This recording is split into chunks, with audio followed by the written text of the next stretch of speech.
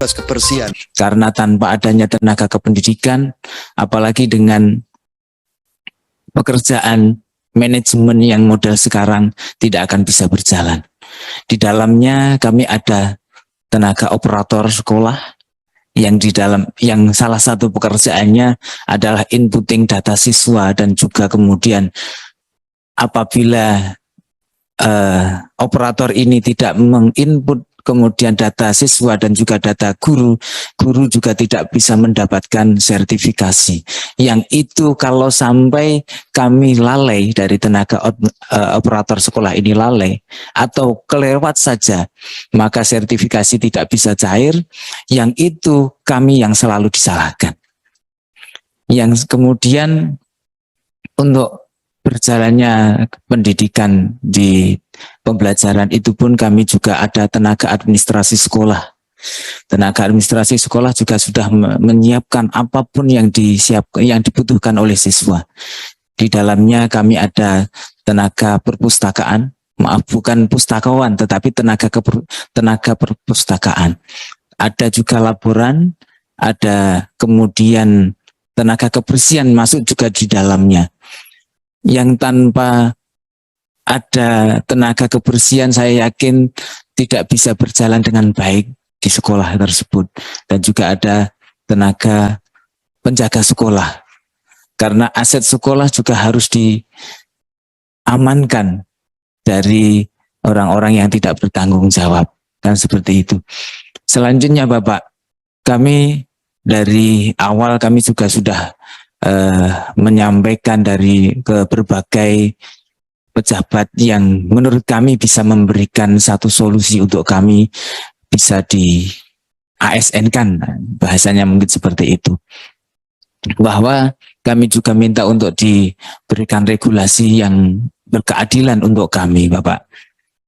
Dulu kami sudah sering sekali dengan Komisi 10 dan juga Komisi 2 juga sudah beberapa kali, tetapi selain itu kami ke Kemendikbud, BKN, Menpan RB, tetapi sampai dengan sekarang tenaga kependidikan itu belum mendapatkan regulasi.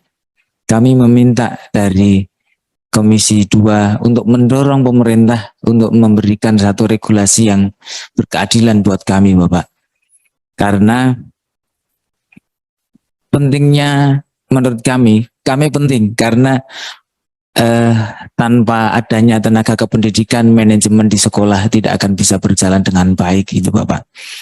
Yang selanjutnya permintaan kami yang secara real adalah kami meminta kepada Komisi 2 untuk bisa memasukkan di revisi undang-undang, revisi peraturan pemerintah, yaitu untuk memasukkan jabatan fungsi operator sekolah, tenaga administrasi sekolah, penjaga atau satpam sekolah. Yang satpam sekolah ini kalau nanti tidak dibatasi kepada satpam sekolah, nanti bisa jadi dari kementerian yang lain kemudian membludak. Yang membludak ini akhirnya kami yang dirugikan. Maaf, karena semuanya pasti dengan hitung-hitungan angka nominalnya nanti berapa kan seperti itu. Maka permintaan kami adalah untuk yang berkaitan dengan pendidikan di sekolah ini, karena pendidikan itu yang kemudian menentukan kemajuan bangsa itu Bapak. Itu yang kita minta. Untuk kemudian jabatan fungsi yang lainnya kami mohonkan sesuai dengan analisa jabatan yang sesuai dari Komisi 2. Saya yakin yang lebih memahami, lebih tahu mana yang lebih urgen untuk kami. Kami minta seperti itu Bapak. Dan apabila dari proses ini akan terlalu sulit untuk diselesaikan, mungkin kami meminta untuk Komisi 2 mendorong apakah akan dikeluarkannya diskresi oleh Presiden berupa Kepres ASN, begitu Bapak. Dan untuk melengkapi apa yang kami sampaikan akan ada dari teman kami, ada Pak Nanang dan Pak Widi Bapak. Terima kasih dari saya akhiri terlebih dahulu. Wassalamualaikum warahmatullahi wabarakatuh. Terima kasih. Jadi ini ada waktu 9 menit. Bapak bagi 2 ya. 9 menit supaya kita nanti pas singkat, jelas.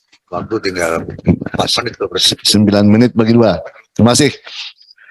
Assalamualaikum warahmatullahi wabarakatuh. Perkenalkan, nama saya Nanang Panggih Yulianto.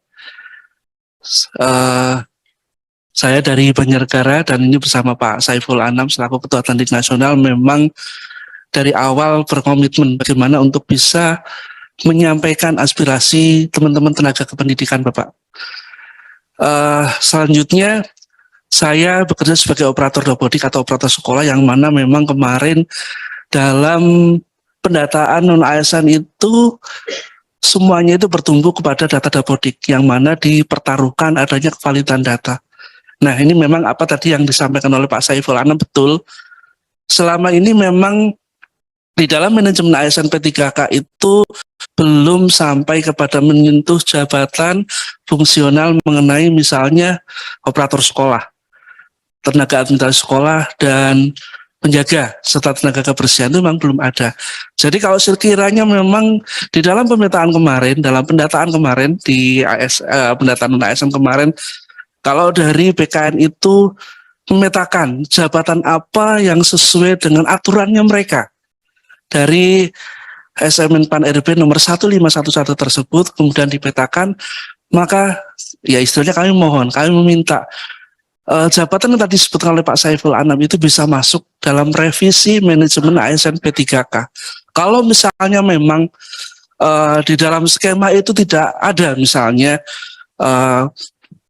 alangkah mungkin ya baiknya kalau kami minta itu kalau tenaga administrasi itu nggak bisa Pak, atau operator sekolah atau operator robotik nggak bisa, itu mungkin ada bagian jabatan fungsional yang disebutkan yang ada di situ, tapi mungkin bisa dibuatkan kepres misalnya seperti itu, karena itu memang mungkin kalau betul-betul nggak bisa, memang tadi disebut oleh Pak Saiful Anam bagaimana bisa dibuatkan kepres PNS melalui presiden seperti itu Pak, kalau memang betul tidak bisa. Tapi kalau sekiranya dari peraturan yang ada bisa direvisi yang kemudian bisa masuk ke dalam manajemen ASN P3K, ya sekiranya kami bisa diberikan kesempatan untuk itu Pak. Ya, itu dari saya. Cukup sekian. Assalamualaikum warahmatullahi wabarakatuh. Terima kasih. Nih 7 menit nih, masih ada waktu 7 menit. Nih. Banyak. Silakan. Kalau dipakai semua silakan. Kalau nggak dipakai juga. Assalamualaikum warahmatullahi wabarakatuh. Terima kasih Bapak Pimpinan dan juga jajarannya, terkhusus kepada Pak Sukamto. Terima kasih Pak atas fasilitas yang sudah dikasih kepada kami tadi dari Jawa. Ya, kami bisa bertempat. Ibaratnya kami bisa transit di sana lah. Dengan segala keterbatasan kami bisa nyampe di Jakarta, alhamdulillah dengan adanya regulasi formasi yang sudah bergulir saat ini, pendataan non ASN sudah berjalan, serta regulasi-regulasi yang lain sudah bermunculan. Sekarang sudah tidak pendataan non ASN lagi yang booming, tapi adalah P1, 2, dan 3 untuk guru. Di mana saya duduk di sini di hadapan Bapak Ibu pimpinan di Komisi 2 ingin menyampaikan bahwa apa yang sudah kami sampaikan selama ini ke Komisi 10 dan juga sekarang di Komisi 2, bahwasanya kami meminta keadilan agar kami bisa terus berkarya, bisa memajukan namanya keperluan bangsa, jika mana kami masih dibutuhkan di instansi kami di sekolah tenaga kependidikan, yang dimana di dalamnya itu ada penjaga sekolah, yang saat ini malah boomingnya itu akan dihapus, di outsourcing, bahwasanya di sekolah tersebut masih dibutuhkan, dan beliau-beliau seorang penjaga itu mayoritas malah usianya sudah uzur Pak. Seandainya diangkat sekarang pun mungkin sisa 3 atau 2 tahun, itu ada. Ini koreksi, kami mohon dukungan, dorongan dari Komisi 2 khususnya untuk penjaga tenaga administrasi sekolah. Kami melayani apa yang menjadi kebutuhan guru, siswa, dan juga bahkan kadang perhimpunan MKKS, kepala sekolah itu sering meminta bantuan, kontribusi ataupun sinergitas dari tenaga administrasi sekolah. Melalui apa? Melalui dengan gerakan Merdeka Belajar tersebut. Tapi nyatanya pembelajaran dan juga eksistensi kami yang bekerja di sekolah itu belum merdeka Bapak. Belum, sangat sekali jauh dari merdeka. Kami bukan tidak bersyukur, kami sangat bersyukur sekali sudah bisa berkontribusi memajukan bangsa ini melalui bidang pendidikan. Sangat tidak elok jika kami turun ke jalan mungkin Bapak, tapi kesabaran itu kadang ada batasnya dan kami duduk sini juga mewakili. Di belakang sana, di luar sana masih banyak anggota-anggota Tendik yang belum diangkat. Jadi singkatnya Bapak, kami mohon di tahun ini, maksimalnya mungkin tahun 2023, harus ada regulasi formasi untuk tenaga kependidikan yang di dalamnya adalah operator, tenaga administrasi sekolah, ada yang namanya penjaga, petugas kebersihan, di mana sudah disebutkan oleh kawan teman seperjuangan kami Pak Saiful Anam juga Pak Nanang. Harapan kami dari seluruh tenaga administrasi sekolah dan Tendik se-Indonesia meminta bahwa semua aset sekolah itu perlu diamankan, perlu dikerjakan, perlu diolah, dan itu ada di tenaga kependidikan yang ada di sekolah-sekolah Bapak. Itu tidak akan bisa dikerjakan oleh guru. Tidak mungkin guru suruh jadi satpam menyeberangkan siswa dari seberang jalan masuk ke sekolah. Nggak mungkin guru mengajar sambil suruh menuangkan cangkir minuman untuk para pegawainya. Tidak mungkin disuruh mengerjakan tenaga administrasi yang harusnya bekerja melayani guru dikerjakan oleh guru itu sendiri.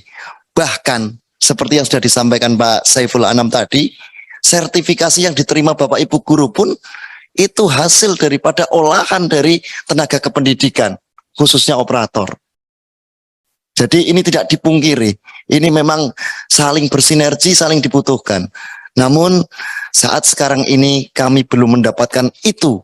Ketika disuruh login, disuruh buat akun di SSCASN, tapi ternyata kita masih belum ada akses untuk memilih formasi apa yang pas untuk kami. Jadi mohon, memang Bapak Pimpinan tadi sudah menyampaikan tidak mengambil keputusan, tapi kami mohon untuk bisa mengawal sampai ini memang benar-benar harus bisa terrealisasi. Mohon Bapak, agar supaya Tendik tenaga kependidikan yang di dalamnya tadi saya sebutkan tersebut, penjaga, operator, tenaga administrasi sekolah, petugas kebersihan dan satpam, harus segera diberikan formasi, mohon pengawalannya, dan kami tunggu di tempat kerja kami. Mudah-mudahan kami bisa selalu eksis bekerja, dan mudah-mudahan apa yang menjadi jerih payah kami menjadi barokah untuk semuanya. Terus sementara gitu Bapak, yang bisa saya sampaikan, saya akhiri, wallahul muwaffiq ila aqwamit thoriq. Wassalamualaikum warahmatullahi wabarakatuh. Ya, terima kasih. Jadi luar biasa hari ini 3 kelompok, 3 komunitas memberikan sudut pandang kepada kita semua, kepada bangsa. Karena didengarkan live ini, bukan kami anggota DPR saja yang dengar ini, seluruh warga Indonesia mendengarkan. Jadi sudut pandang ini kita pahami sebagai bagian daripada persoalan bangsa kita. Dan ini memang harus diselesaikan. Memang tidak bisa cepat, tidak bisa, tapi harus terukur. Terukur, terarah, dan tersistem. Nah, oleh karena itu, terima kasih kami kepada Bapak Ibu semua yang telah memberikan informasi yang seluas-luasnya kepada kami.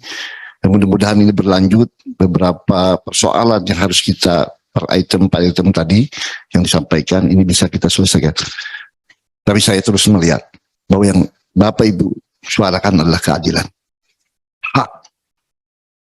Dan kami wajib, anggota DPR itu wajib mendengarkan dan memperjuangkan dalam batas-batas kapasitas. Dan kita akan diskusikan dalam sebuah keputusan yang diambil oleh pemerintah sebagai mitra kerja kami. Nah, oleh karena itu kita dengarkan nih kawan-kawan tanggapan dari kawan-kawan anggota DPR, nah, nanti menjadi bagian yang tidak terpisahkan daripada pertemuan ini, sehingga pada saat dengar pendapat dengan mitra kerja kita bisa diambil keputusan yang layak, yang harmonis, yang menyentuh rasa keadilan. Itu penting. Saya kira kita ujung, karena saya di sebelah kanan tadi, kita mulai sebelah kiri, ya. Pak Mas Adi silakan. Belakangan aja. Oke, ya Pak silakan. Pak Kamsar silakan. Baik, makasih. Assalamualaikum warahmatullahi wabarakatuh. Salam sejahtera, selamat siang untuk kita semuanya. Pimpinan yang kami hormati, saudara-saudara sekalian, Bapak Ibu, Saudara-saudara, sebelum saya ngomong banyak, tidak terlalu banyak, kehadiran saudara-saudara mampu melelehkan air mata yang duduk di depan saudara-saudara ini. Kami haru ya, apalagi yang tadi dari NTT, seorang diri, biayanya pun patungan, sampai biayanya 40 juta. Ini ada dari Sumatera, ada dari NTT, dari seluruh Indonesia. Ya. Saya ucapkan selamat datang dan terima kasih atas kehadirannya. Saya berjanji dengan bapak-bapak yang ada di depan ini, terutama pimpinan, akan menindaklanjuti dan akan membawa masalah ini dalam satu rapat yang lebih lengkap. Ya, termasuk kita akan mengundang para menteri ya Pak ya, untuk menteri untuk menyelesaikan masalah ini. Yang jelas beberapa tamu dari daerah kali ini mungkin yang benar-benar bisa membuat berdiri bulu-bulu yang ada di tangan yang dulu di depan saudara-saudara sekalian. Kami tidak hanya janji omong kosong, ya, karena hari ini tidak bisa membuat keputusan, dan kami memang yang hadir ini dari anggota Dewan ini tidak bisa membuat keputusan untuk saat ini. Kami harus memerlukan kehadiran dari beberapa pihak untuk membuat keputusan ini. Tapi yang jelas, mudah-mudahan kehadiran saudara-saudara yang dari jauh sekalipun, yang biayanya 40 juta satu orang, tidak sia-sia, mudah-mudahan itu yang janji kami. Sehingga kami terus terang saja akan menindaklanjuti dengan yang lebih lengkap, yang bisa membuat satu keputusan. Saya kira ini aja yang kami sampaikan. Ya, terima kasih. Allahumma fiqil amitorik. Assalamualaikum warahmatullahi wabarakatuh. Terima kasih Pak Sukamto, sangat dekat nih kelihatannya sama kawan-kawan nih dari Jogja ya. Tenaga kependidikan. Saya tadi bingung tenaga pendidikan. Oh ternyata saya ngerti itu. Memang kalau nggak ada operator itu KIP segala macam tuh nggak bisa masuk Pak. Jadi luar biasa. Saya ngerti itu. Mantap. Silakan Bu Dian ya. Silakan. Nanti Pak Mardhani mungkin yang terakhir kali ya. Ya, terima kasih. Assalamualaikum warahmatullahi wabarakatuh. Sebenarnya saya kalau menerima aspirasi DPU seperti ini sebenarnya sedih.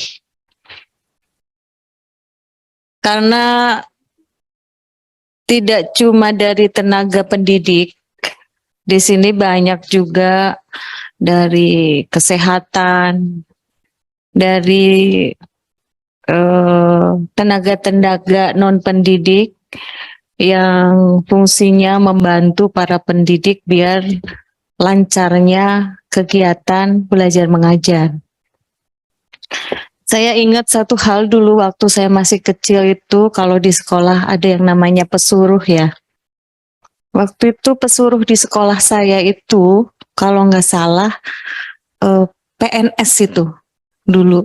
Dan setelah saya lulus dari SMP, kalau nggak salah SMP, beliau baru pensiun. Nah, untuk regulasi seperti ini, menurut saya sih ada kemungkinan besar juga kita punya harapan. Yang namanya harapan, kita harus punya harapan ya. Masalah perjuangan, mari kita perjuangkan bersama-sama. Saya yakin pimpinan-pimpinan kami di Komisi 2 dan semua anggota di Komisi 2 juga tidak pernah menutup mata, tidak pernah menutup telinga untuk mendengar, melihat, bahkan kami turun langsung ke masyarakat. Dan kami di Komisi 2 dengan komisi yang lain kita bersinergi juga, sebenarnya kita mempunyai pansus, sudah membentuk pansus. Nah, mudah-mudahan saja nanti pimpinan-pimpinan kami dan para anggota di Komisi 2 dan komisi lain yang berkaitan erat dengan pendataan serta pengangkatan ASN ini mempunyai solusi yang bagus. Jadi kalau untuk kepres tadi saya mendengar bagaimana seandainya ada kepres gitu kan. Bagus juga ini masukan kepada kami. Terus kita harus merevisi manajemen, regulasi juga untuk formasi-formasinya. Karena banyak juga sih sebenarnya yang datang ke kami juga. Jadi ketika mereka login ke sistem itu memang tidak ada pilihannya. Tidak ada pilihannya. Jadi mereka bingung dan ketua atau pimpinan mereka juga bingung mengarahkan ini mau dimasukin ke yang mana gitu kan. Ini yang saya dengar nih dari laporan-laporan dari luar. Nah mungkin nanti hal-hal seperti ini kita akan diskusikan bersama. Insya Allah ada jalan. Ya walaupun jalan ini panjang ya, kita tidak bisa menjanjikan cepat. Ini pasti suatu jalan yang panjang. Karena kan per 2023 ini harus selesai sebenarnya. Tapi tidak menutup kemungkinan kita akan perpanjang lagi sampai semuanya bisa selesai. Itu saja dari saya, kita berdoa bersama. Nanti teman-teman saya juga akan memberikan masukan dan solusi bersama. Terima kasih. Wassalamualaikum warahmatullahi wabarakatuh. Terima kasih Bu Dian dari DKI. Silakan Pak Ongko. Terima kasih, Silakan. pimpinan.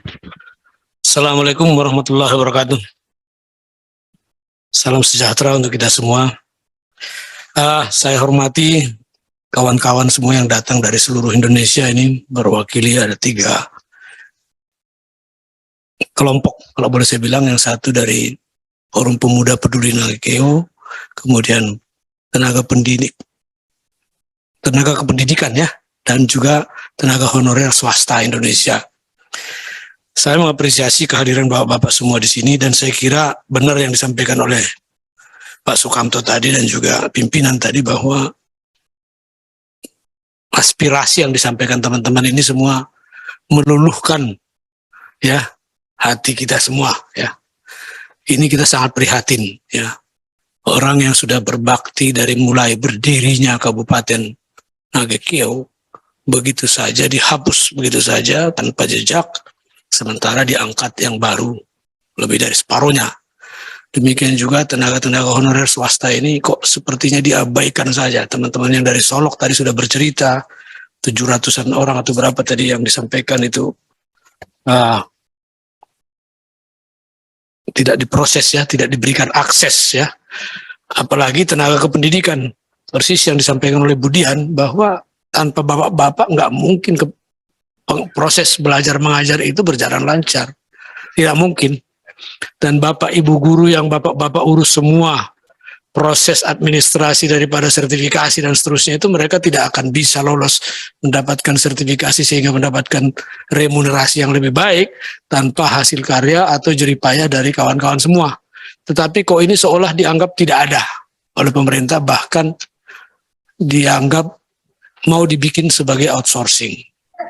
Boleh-boleh saja dibikin sebagai solusi outsourcing, tetapi harus regulasinya harus lebih jelas bahwa misalnya perusahaan outsourcing tersebut harus mengambil dari bekas tenaga kependidikan yang ada melekat di sekolah itu, sehingga manajemennya saja yang pindah, yang tadinya dari boleh dibilang dari komite atau BP komite sekolah honornya sekarang beralih kepada perusahaan outsourcing. Tetapi saya ragu nanti ujungnya dana apa yang dipakai untuk membayar itu, ya kan? Kalau misalnya mau pakai BOS, apakah dirubah lagi aturan main daripada alokasi dana BOS tersebut gitu loh? Ya saya sepakat saja kalau seandainya itu mau dibikin seperti itu, atau lebih bagus lagi kalau seandainya diakomodir di dalam ketentuan perundang-undangan yang berlaku. Sebagaimana disampaikan oleh Budian tadi bahwa mungkin kita tidak bisa mengejar lagi sampai November 2022 ya Bu ya. 2023 masih ada waktu 1 tahun ya, masih ada waktu 1 tahun. Mudah-mudahan kita bisa mencarikan solusinya ini.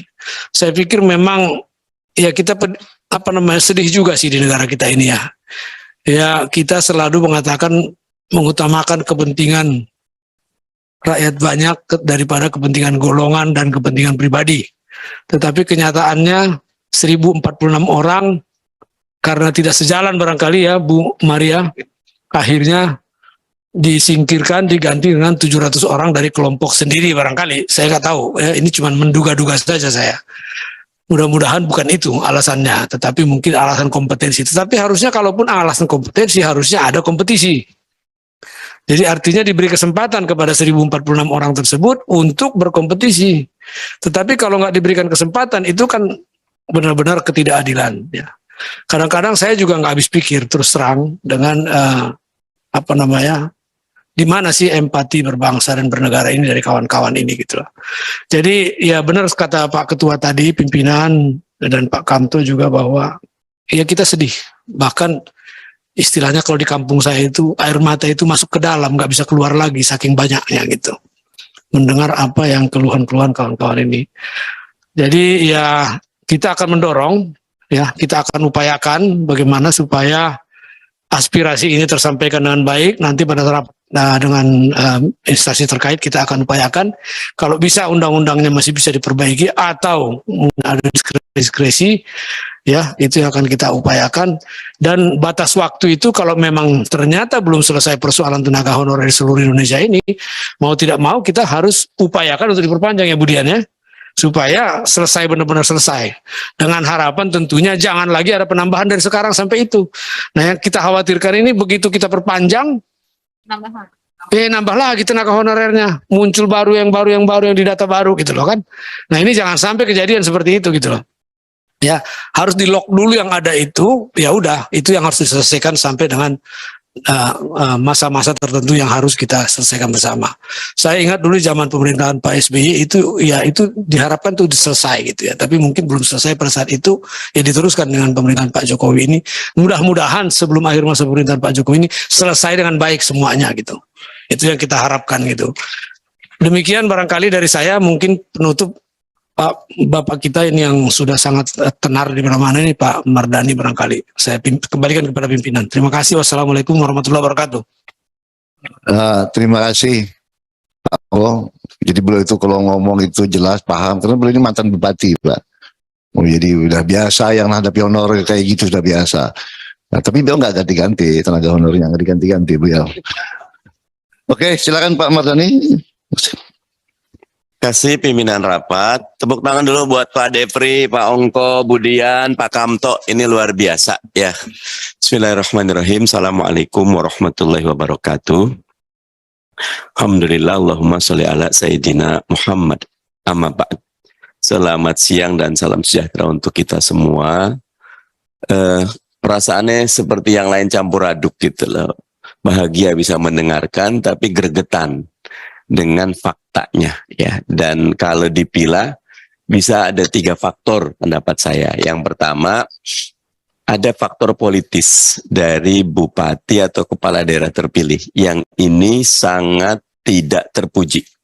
Boleh saja dia quote and unquote membuka formasi baru, tapi berikan hak kepada yang lama untuk ikut serta.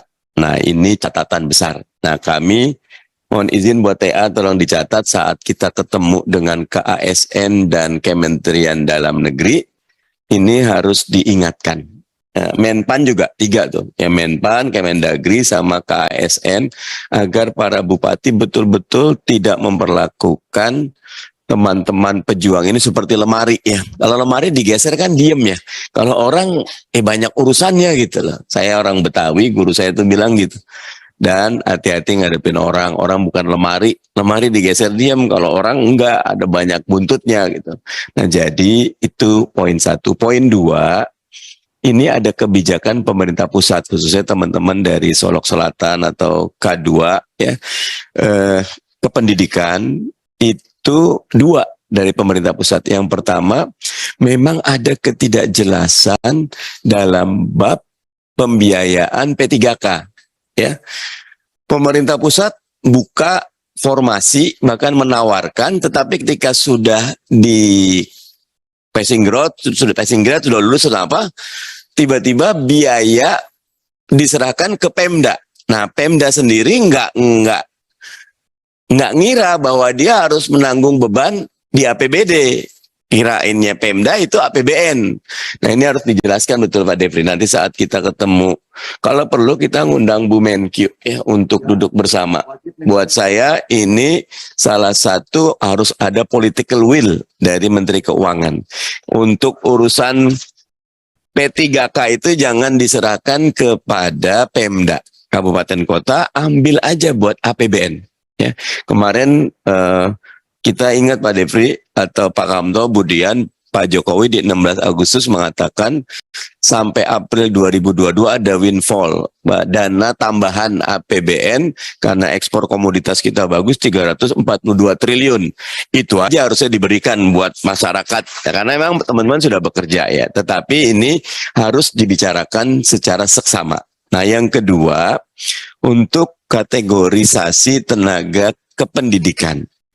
Termasuk nyun sewu tenaga administrasi ya. Sekarang kan ada keinginan meminimalisir. Buat saya rasionya tetap harus ada. Nah nanti mungkin kita di Menpan, Pak Devri, Pak Ongko, kemudian kita perjuangkan biar ada kategorisasinya. Karena kalau nggak ada pintunya, ya nggak bisa masuk gitu loh. Harus masuk gitu loh. Kalau perlu ada kategorisasi umum. Artinya semua nggak masuk, masukin ke situ dulu. Ya itu ya. Itu kalau dulu ada anggaran kayak teman-teman DKPP itu anggarannya nggak masuk di KPP, masuk aja ke anggaran besar dulu gitu loh. Yang penting anggarannya ada gitu, parkir aja di situ nanti diverifikasi oleh kementerian lembaga terkait gitu loh. Nah itu nanti coba kita perjuangkan. Terakhir yang ketiga, kalau menurut saya memang perjuangannya nih kata Budian akan panjang, tetapi karena teman-teman sudah datang, kalau saya suka menawarkan gitu, saya siap bikin surat buat teman-teman di NKKO atau surat mau atas nama pribadi atau apa saya, Mardhani Alisera, nomor anggota gini, mendukung perjuangan dari forum pemuda apa, saya tanda tangani. Bahwa itu belum tentu kepake gitu, tapi minimal teman-teman ini hasil dari ini sudah, kalau ditandatangani oleh 5 orang ini, wah lebih keren lagi gitu loh. Kita sih ya minimal jauh-jauh 40 juta bawa satu surat. Nah dengan surat itu teman-teman bisa bikin konferensi pers. Karena data kita nanti akan ditanya nih sama wartawan. Kita akan bilang kita perjuangkan memang. Karena teman-teman tidak mencari harta, teman-teman mencari keadilan kok gitu loh. Bukan mencari nggak kerja pengen dapat, tapi ini pekerjaan yang sudah ditekuni agar mendapatkan haknya, dan itu adalah perjuangan keadilan dan wajib kalau keadilan itu diperjuangkan. DPR memang wajib hadir untuk itu gitu loh. Jadi karena itu buat teman-teman yang mau, kalau Pak Kamto mau, Pak Devri mau, kalau saya sudah siap. Kita tanda tangan bersama nih minimal. Terima kasih pimpinan. Itu udah 5 fraksi gitu. Walaupun kalau usul saya, kalau fraksi kita harus izin minimal personal dulu. Kalau personal enak. Personal enak. Walaupun saya yakin fraksi saya, tapi kan lebih cepat lebih baik. Kasih nomor anggota kita masing-masing, udah gitu. Karena yang teman-teman perjuangan tidak ada yang melanggar hukum. Justru yang teman-teman perjuangkan ingin melaksanakan kewajiban negara. Kalau di undang-undang kan 4 kewajiban negara. Melindungi segenap tanah tumpah darah dan seluruh penduduk warga Indonesia, melindungi segenap bangsa dan seluruh tanah tumpah darah Indonesia, mengajukan kesejahteraan umum, cerdas ikut serta, dan itu kan segenap pemuda NKKO berapa tadi? 1000-an, jangankan 1000, jangankan 1001 aja harus diperjuangkan gitu loh. Nah satu lagi terakhir untuk yang forum pendidik tenaga honorer K2 kita yang September 2015, kalau ini harus betul-betul karena roadmapnya sudah ada. Ini tinggal political will saja. Betul. Karena seluruh K1 udah selesai. Betul Pak. Yang utang kita ke K2. Jadi Betul. kesepakatannya Terima kasih, Pak. zaman dulu seluruh K1 K2 diangkat. Nah K1 selesai, K2 juga sebagian besar sudah selesai. Iya. Ini yang sisa K2 dan haknya mereka untuk diperjuangkan. Terima kasih. Itu dari saya, terima kasih. Assalamualaikum warahmatullahi wabarakatuh. Waalaikumsalam. Terima kasih Pak Mardhani. Alhamdulillah kita bisa bertemu dalam kesempatan yang barangkali membanggakan bagi kami, sekaligus juga kami merasa prihatin terhadap kondisi ini. Tapi insya Allah kata Pak Mardhani dan kita semua yang hadir hari ini, suasana kebatinannya kita akan perjuangkan sampai napas penghabisan. Amin. Karena kita duduk di sini juga diberikan hak untuk itu. Oleh karena itu, kalau bisa hari ini tanda tangan, kita tanda tangan. Kita buat. Tapi yang jelas, Bapak masih menghargai kami di PRRI. Bapak Ibu, itu kami terima kasih. Terima kasih Bapak Ibu semua masih mempercayakan kepada kita. Waktunya udah habis Pak. Sudah sepakat ya, mohon maaf ya. Jadi kira-kira demikian, karena waktunya kita sepakat tadi jam 14.30. Sudah selesai. Tapi insya Allah, suasana perjuangan kita semua ini mendapat tempat. Saya kira terima kasih kepada kawan-kawan anggota DPR, semua, pada kawan-kawan, para pejuang, baik dari guru, baik honorer, maupun dari semua yang datang ke sini menyampaikan aspirasinya. Kami mengucapkan terima kasih dan penghargaan yang sebesar-besarnya.